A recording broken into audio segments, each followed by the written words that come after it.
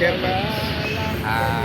Patuloy namin na makipag-communicate sa mga taong dumadaan.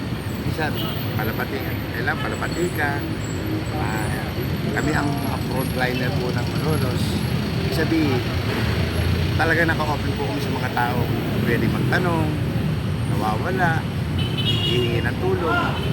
Ganun lang po. Go! Why do you think verbal and non-verbal communication are important? Ano siya, mas maganda lang ang verbal ganun ang pag-usap para mas malino yung pakikipag-communicate mo sa tao. Kasi mahirap ang hindi verbal. Wala ka naman gano'n. Pero kung kayo hindi pag-usap, verbal man yun, pwedeng gawa. What communication problems do you usually experience and how do you solve them?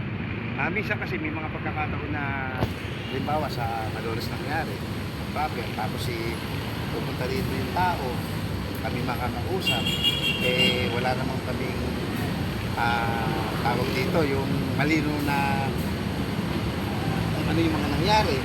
Siyempre, tatawag ko po doon sa mga kasama ko sa bayan para sa pagbibigay na halimbawa po na nawalan siya ng wallet doon, na anuhan siya ng mga batang dala. Antimano, kailangan yung komunikasyon namin mas mabilis at epektibo yun. Maraming salamat po. Oo,